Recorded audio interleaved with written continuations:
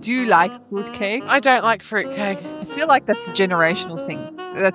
Maybe it's when I'm 80, the taste buds will mature. I feel like by the time I'm 80, we've been cardigans eating fruitcake and Maybe a cup of it's 'cause tea. our taste buds are dead by then. Wax on, wax off. Cigarettes. Excellent. Hello. Hello. Hello and welcome, Midlifers. We're your host, Fonz. And Miz. And this is your weekly podcast where it's not self-help, but help yourself to a smorgasbord of laughter, nostalgia, and a deep dive into the past. Welcome, Midlifers, to today's show. Our first segment shall be food, glorious food, scrumdiddlyumptious cake. Love cake. Cake.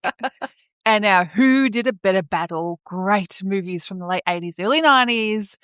Don't Tell Mum the Babysitter's Dead versus Adventures in Babysitting. So let's dive in. Yeah! But first, let's chat. What's on your mind? Well, Fonz, I had two of the best days of my life that I had for a very, very, very long time. Because last week I went away. My husband works interstate and overseas sometimes. I joined him this time on his work trip. So With kids? no, Oh. sans kids, which is why Okay, it's which is why you're brilliant. probably relaxed. Yes. So it was lucky enough that my husband was going away during school holidays. Yep. So my beautiful mother-in-law was able to look after my three kids. So I dumped them there and I ran. Wow. I ran as fast as I could. And the beauty of it was, obviously, while my husband was at work, so for 2 days I was there when he was working, I had the day to myself.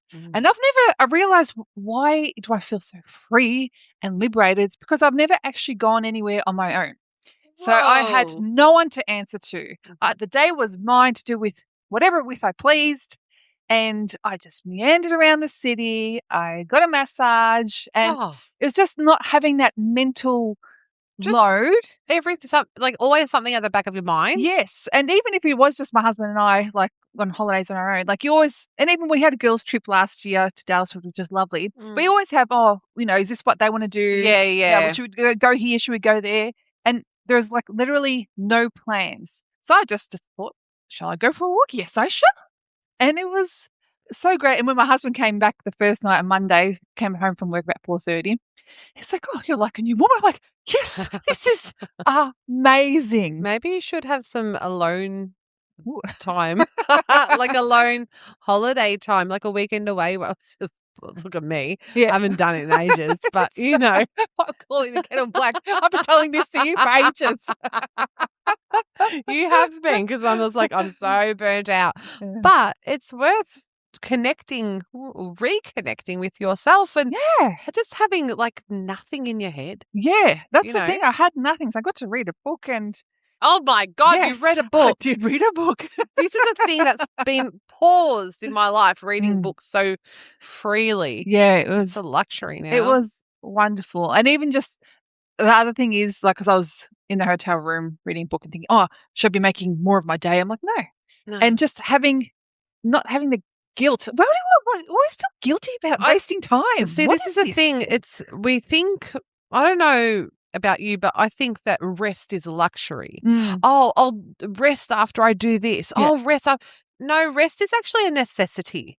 You're right. And why I know when I travel, I feel like, oh, far out, I'm wasting my day. Yes. Mate, sleep in. Yeah. It's okay. So I had to do that to myself on the recent holiday I went on. I felt guilty for sleeping in. It's like, no, you need to rest. Yeah. What It's is okay. it about that? Is it like a thing of the way our society is? I'm This Western scared of society of go, go, wasting. go? I'm scared of wasting the day. Yeah. Oh, I'm somewhere new. I should be exploring. Yeah, that's the thing. This should be. There's always this should be. Shut up. So I think, maybe and I do obviously realize how privileged I am to be able to do Yes. this, you know. We do recognize this. Yes, it's not a luxury that everyone can have. But maybe we should just schedule, because, if you Oh. put something in your calendar, Yeah. you're more likely to do it. And just perhaps twice a year, even just to have a day off and do nothing, No- or have nothing Just planned. for yourself. Yeah. Yeah. And accept that it's okay to do nothing. Like, don't let go of that guilt. Yes, that's our prescription to you, Midlifers. We recommend. Speaking of recommendations Oh. and travel, so on our podcast recently, Fonz, you mentioned these tulips. Yes, tulips, charcoal, fanny mask. So it's not a face mask, it's a mask for down there. And it's a charcoal one. It combines charcoal from the Ubami oak tree. It's got vitamins. I don't want my charcoal from anywhere else besides there. Vitamin C, B3, B5, and sustainably sourced chitosan to detox. What does you need a detox from? What are you putting up there? Anyway. That is so. This, to clarify, it is just for the outer layer of the vag. Yes, as we have stated, we are a self-cleaning oven. That's right. So our homework to each other was to test this, and I was able to do it, Fonz. I did some bit deforestation beforehand. Mm. And the thing that got me, because you described it as underwear that you put on. That's what I had mentally. That's what the picture shows. The picture does look like that, but alas, it's not. It's like a piece of mesh or whatever it is. Yeah. But it's like one piece of fabric with hole at the top, and then it's got two flaps. Oh. And it's like you stick it on. Yeah. Oh. Yes. Oh. So it's not something that you put on. It's like It's stuck on. Yeah. Like, you know, when the stick-on boob, yes. remember the boob holders Yeah. back in the day? But there's not, because the only thing keeping it on is probably the moisture, because it's quite moisturizing. Yeah. But you can't be walking around the bedroom, which I was, because it started flopping off. I said to Fonz, like a piece of mortadella, you flick onto a glass, it starts peeling off. So you must be seated at all times. So I did try it. Did you like it? Listen, the area was, a bit less haggard, I suppose. I shan't do it before and afters. Like, it did look moisturised and feel more moisturised. Oh, that's good. Would you do it again? If I got it Maybe around and maybe I was feeling, one of those, sometimes if you're lax, you put a face mask. Self-care. One of those self-care days. Yeah. Perhaps I would.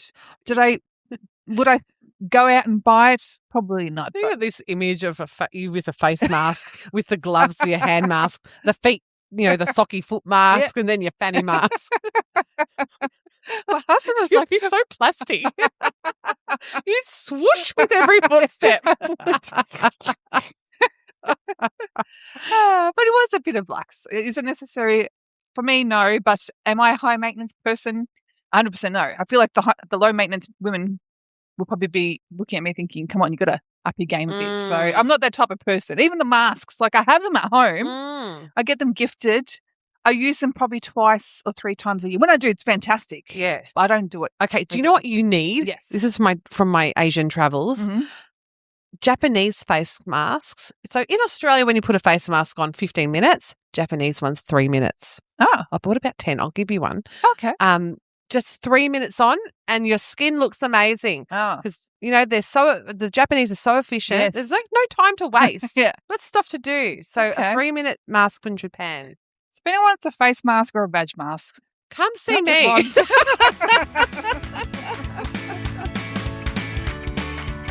Food, glorious food, pork, sausage, and mustard. and cakes. Did you know cake is slang for a voluptuous derriere? What? Yeah. So in America, Yeah. if someone says nice cake, or I'm going to eat cake, it's not the literal one that we think. Yeah. It's actually a derriere. So let them eat cake is let them eat ass. Well, I don't think Marie Antoinette thought that. That's not what she had in mind.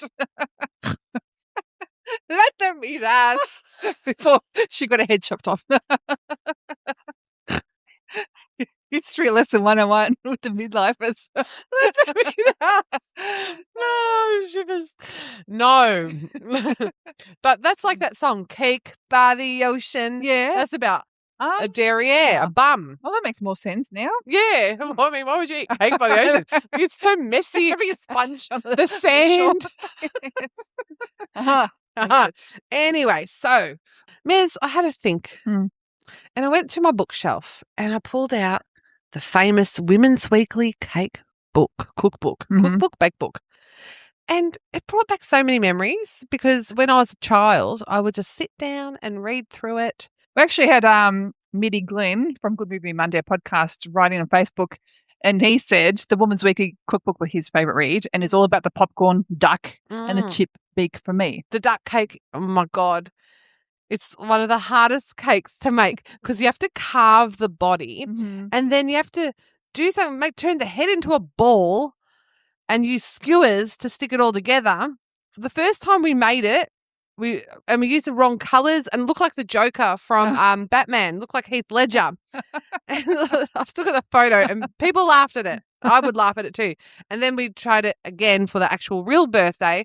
And even to put the chips, because you put chips in for the That would be hard now thinking about it because the frosting would be, I thought just shove the chips in. Yeah. No, you have to put like a slit in there. It doesn't say that in the cookbook. And also it was on a Bluey episode where the dad made the duck cake. And it's a triumph when you do it. Also, going off the Women's Weekly cookbook, Kimmy on Facebook as well, she wrote her 2 favourite birthday cakes of all time are the Women's Weekly cookbook train cake, which again I haven't made, but I do remember the picture. And I love this. Putting candles into a viennetta and serving it as a birthday cake. The daughter asked for an ice cream cake and she delivered the most elite cake in the freezer. And that is a great tip because sometimes my kids still like the ice cream birthday cake. I don't necessarily like the Freddo one. The Freddo Frog one? Yeah. The chocolate's too crunchy. Oh, I just find the texture a bit different. But having it in the viennetta, I'm going to try that next time. Thank you, Kimmy. That is a great That's like fancy. It's the fanciest of the fancy cakes. Imagine doing that in the 80s. I know. Oh, everyone would be coming around to Now, we've had Rabina write in on Instagram and she said, my top 3 cakes would have to be carrot cake, mud cake and flourless orange cake. But the ultimate would have to be the Persian love cake from Green Refectory in Brunswick.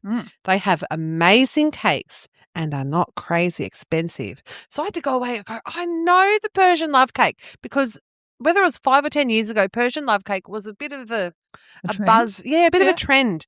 And so it's made with semolina, almond meal, and it's perfumed with cardamom, citrus and rosewater, topped with a sweet glaze, chopped pistachios and dried rose petals. Okay. What's the history?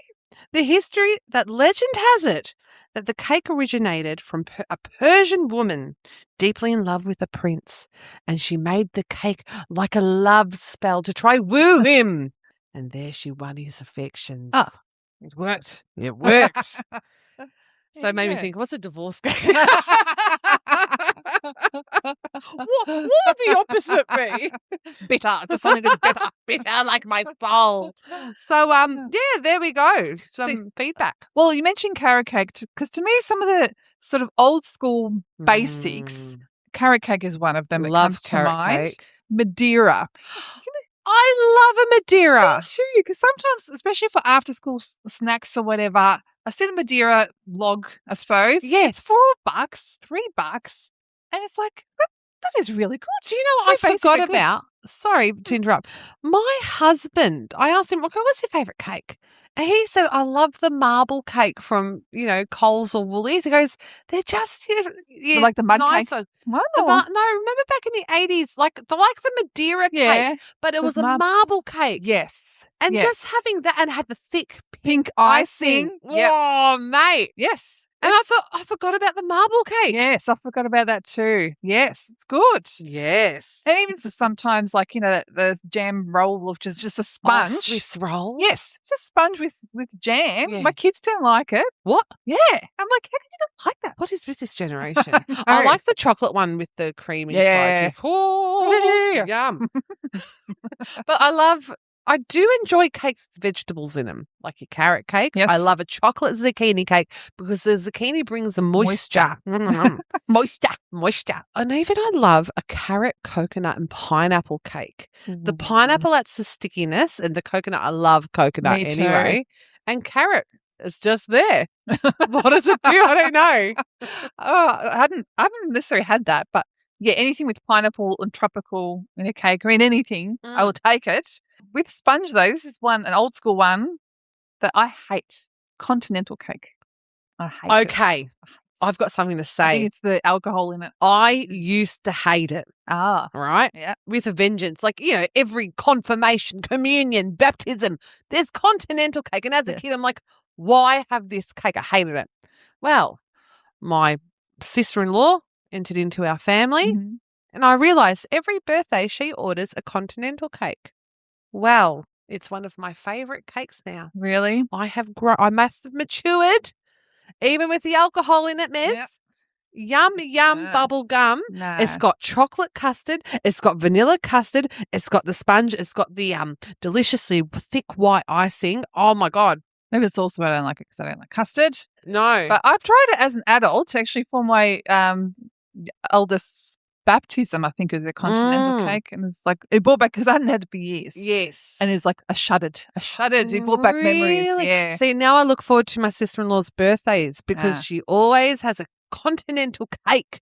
But I do understand the dislike for it. What's your take on cream cheese? Cream cheese icing, cream cheese or cheesecake? Oh, I love cheesecake. Mhm. You know, I remember the shock when I was a child when my mum told me there was cheese in cheesecake. I'm like, what?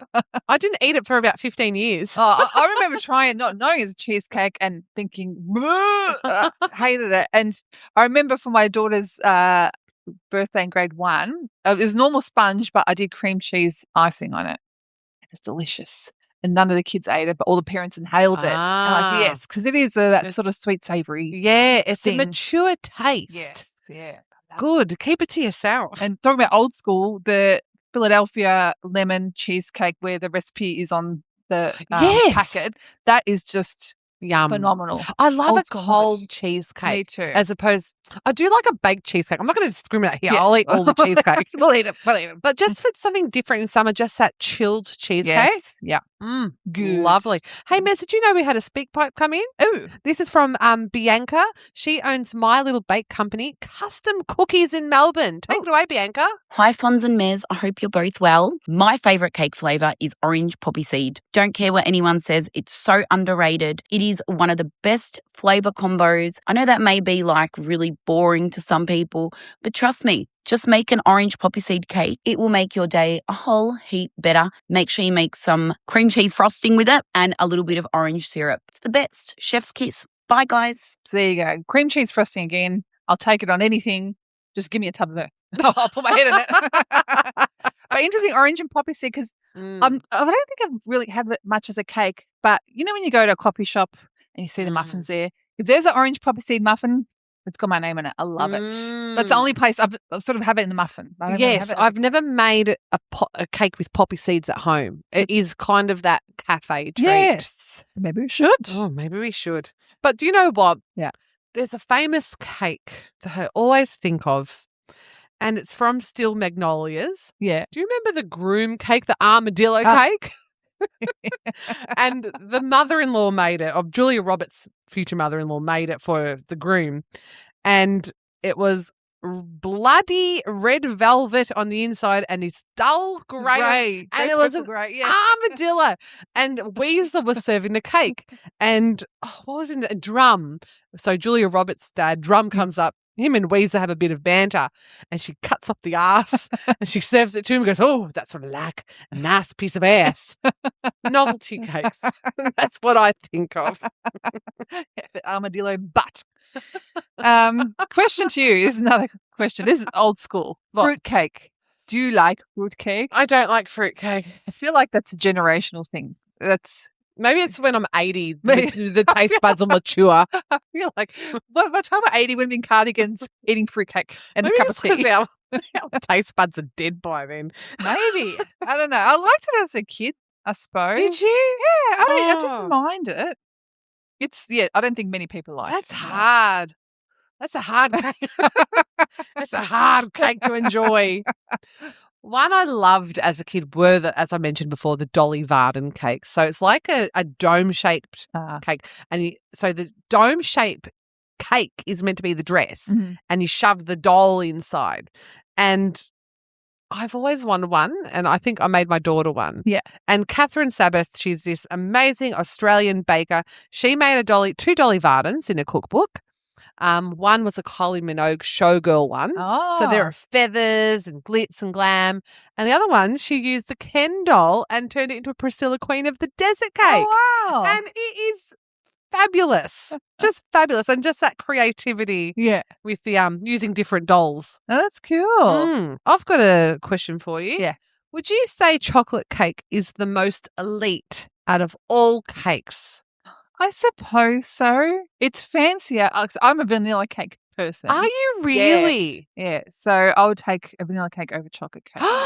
Yeah. But a moist chocolate cake, I can see it is a bit more decadent. Yeah, because we ran a story on Instagram about asking our midlife community, is chocolate cakes the most elite? Mhm. And let me have a look at my stats, excuse me. 90% of the midi community said yes, it is the most elite. Mm. Yes, so much yes. 10%, including my mother, said no. Yeah. I didn't probe my mum anymore. Like, well, what's your cake, mum? But it's interesting that not everyone's taste is the same. My son won't eat chocolate cake at all. He does not like it at all. Yeah. Well, he's not invited to my house. More cake for you then. if that's okay. Exactly. Can I make a Suggestion? Yes. Can we stop putting licorice on cakes? I hate licorice and it sits into the sponge. I'll take it. Blech. Can there be something else that's black and stringy that we don't have to use as licorice? You could do that black icing, but I can't do icing. Oh, that's that's hard. so I can't hard. pipe. I can't pipe either. I hate it. But going back to Glenn from Good Movie Monday, he also talked about in the Women's Weekly the swimming pool cake and the hickory dickory dock cake. You got it here. There you go. And it's nothing a kid loves more than a prune and licorice. Because they made the mouse and the hickory dickory dock cake out of a whole prune. Yeah, look, it's a cake that keeps you regular.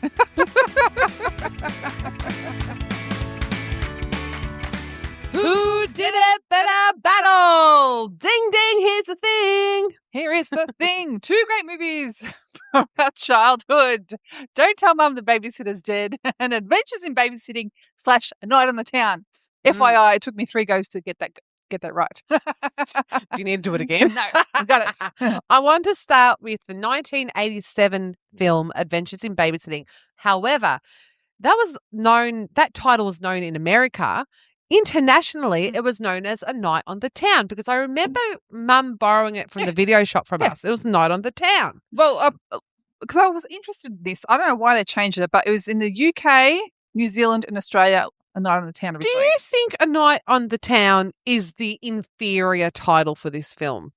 When it changed to Adventures in Babysitting, I remember thinking, I don't like that. Yeah, same. Yeah, but now it's like, it's hard to go back. Analysing, it makes sense. Yeah. Anyway, let's dive in. 1987, Elizabeth Shue stars as Chris. I loved her hair. Oh, did you? It was so natural. It was so naturally curly. Like you can see there was no product in it.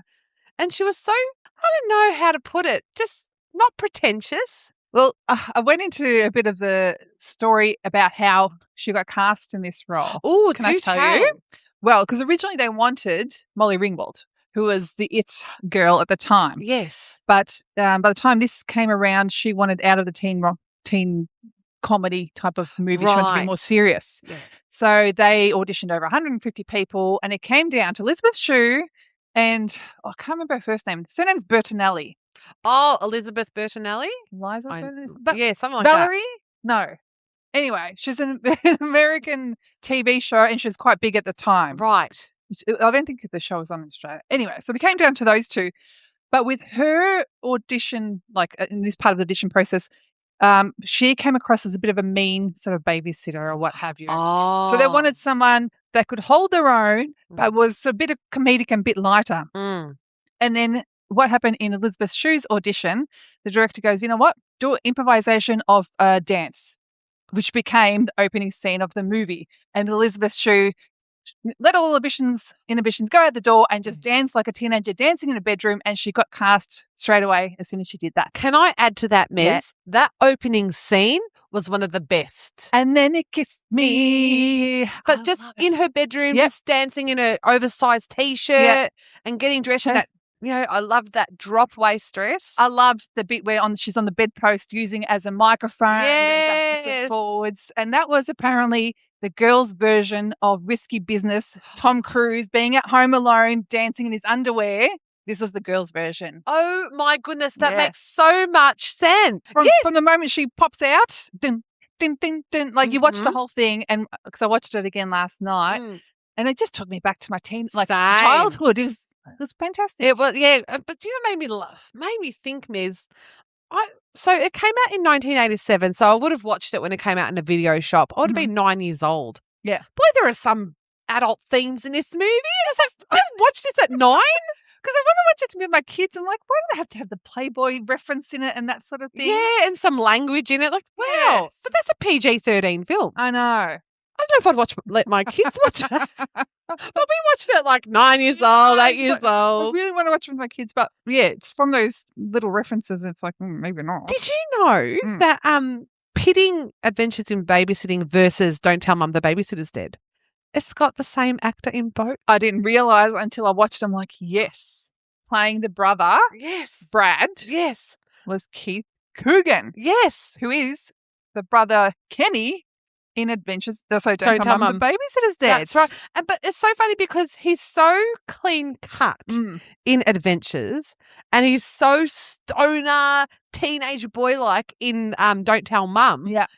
Kudos to him because I never realised. Neither did I. That's range. Do you know he's actually the grandson of a Hollywood great? I don't know which one. Well, you'll know. It'll come out shortly because his granddad was Jackie Coogan, who was the original child Hollywood star because he played opposite Charlie Chaplin in one of his movies. Oh. But he went on to be Uncle Fester in the Addams Family. Stop it. Yes, the Addams Family that we watched growing up. That's his granddad. Oh, my Lord. Yeah. Well, get me a light bulb and shove it in my mouth. Wow. Yeah. That's some royalty right there, isn't it? And before we recorded, we talked about his unrequited love because he loved Chris in this. And he actually did have a crush on Elizabeth Shue. And off camera, he, sort of had a go at perhaps asking her out. The way she laughed at his response in the movie was the exact same way that she laughed at him off camera. And he used his, like, that hurt and pain. So, because I was watching it last night and I feel, especially, there's a scene later on in, where she goes to this college party and yes. Chris finds this other guy and they start dancing. Yes. And Brad's looking on because he can see, okay, well, it's not going to happen. Yeah. And you see this, his eyes are watering. That's real. And they've got to me because, like, that's a specific unrequited love when we're just not young enough. I would say 98% of teenagers would experience unrequited love. Yeah. And it's hurts. so hard. Or you it's keep, real. like me, just keep it to yourself. Yeah. Don't tell anyone. No one gets hurt. But another tidbit from that, so the cheating boyfriend Mike, played by Bradley Whitford, Elizabeth Shue actually did date him a bit after filming. No. Yeah. Do you know what I feel like that's like? When I had a nightmare the other night that my husband cheated on me. And it feels like, and I woke up so angry at him, and it feels like if he's that character in the movie, I couldn't date him afterwards. No, apparently he's a good guy, so I don't believe it. They actually used his car. So when he drove up the driveway to let Elizabeth Shue know that he was cancelling the dinner, there's a red, I don't know what sort of car, it was a red Camaro. Yeah. And it had the number plate So Cool. That's the actor's actual car. So cool. So cool, man. Yes, so cool. One character in this film that I absolutely loved was Brenda, the best friend. Yes. When I was watching it again, do you know who she reminded me of? Who? Barb from Stranger Things. Yes. Stranger Things season 1. She's got the big glasses, the hair, just a bit uncool, but still the best friend of the cool girl. Funny you say that because prior to watching last night, in my head I thought she had red hair because I'm probably thinking of Barb from Stranger Things. But she played the mum on Kindergarten Cop. You know Kindergarten Cop? No. Yes, that's her. Oh my gosh. Yeah. So I love Brenda. Brenda had the best scene. Yes. When she gets stranded in bus station. in the bus station. And she's calling Chris from the phone booth. Chris, I'm begging you, it's really scary here. I've just seen 3 people shoot up, a bald Chinese lady with no pants on, and there's this old guy outside who wants his bedroom slippers. Get out of my house! And she kicks his poor little box in his slippers out. She goes, there, you've moved out. Outrageous. But I love that because every once in a while they'd keep on flicking back to Brenda, what's happening. She loses her glasses and she holds her rat thinking it's a kitten. And then later on, she finds her glasses from this homeless woman He starts chasing her, and then she goes to the phone booth, the old guy. She's like, get out of my house.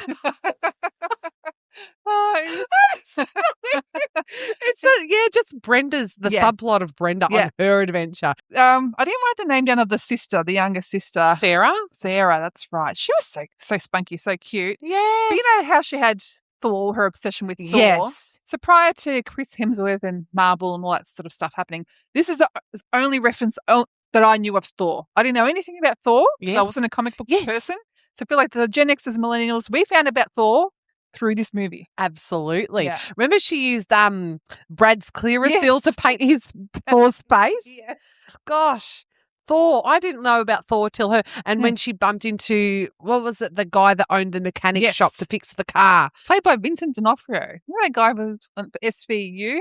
Anyway, you know his face. No. Yeah. And I think he's actually in some of the Marvel movies now. He was, when he came out as a mechanic / Thor, he's so greased up. Yeah. He was, they put baby oil so hard on him. Kudos to the filmmakers, because when they did the shot of him coming on screen, it was like the camera was lifting up and there was steam. It was, my goodness, they really gave him a good introduction, didn't they?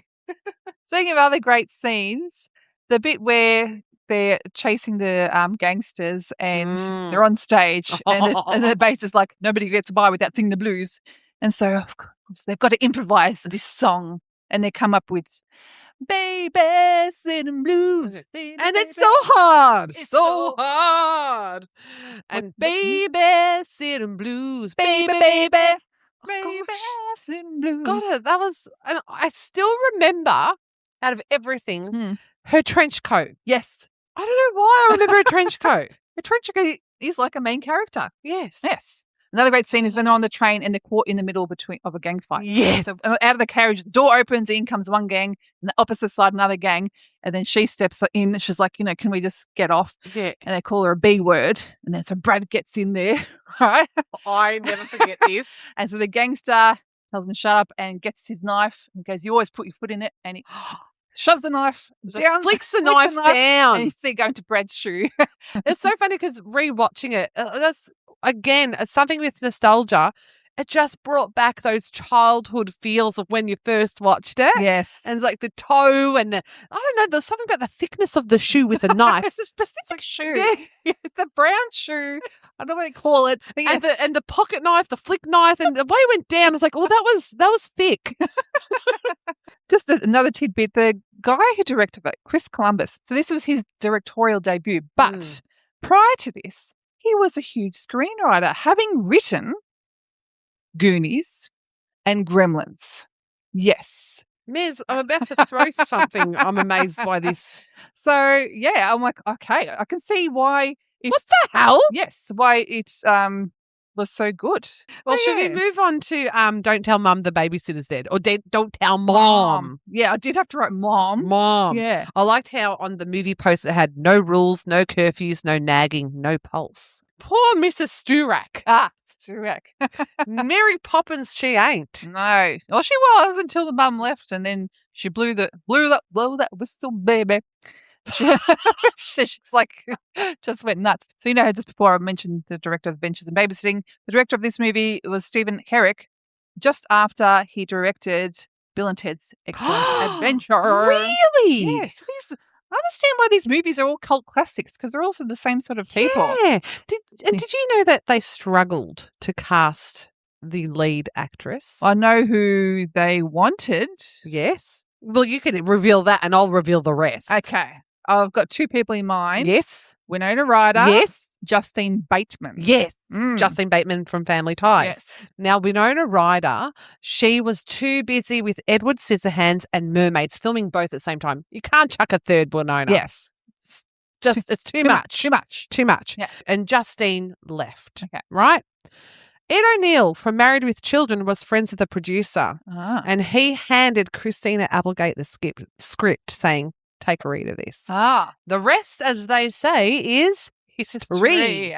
Well, I really enjoyed watching this because this is a movie that I remember watching it, but I didn't remember much about it. So again, watched it yesterday, and Christina Applegate in this is lovely. Yes. She's so lovely. Yes. And because she, again, it's light, but she's a teen. You Yes. know what I mean?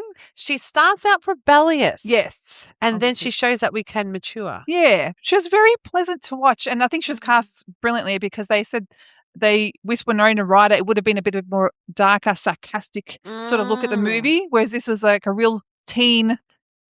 It wasn't too heavy, you know, considering And kudos to who was Brad in Adventures in Babysitting. Now Kenny. Yeah. So he was Brad playing a 15-year-old. Now he's Kenny, a 16-year-old. Mhm.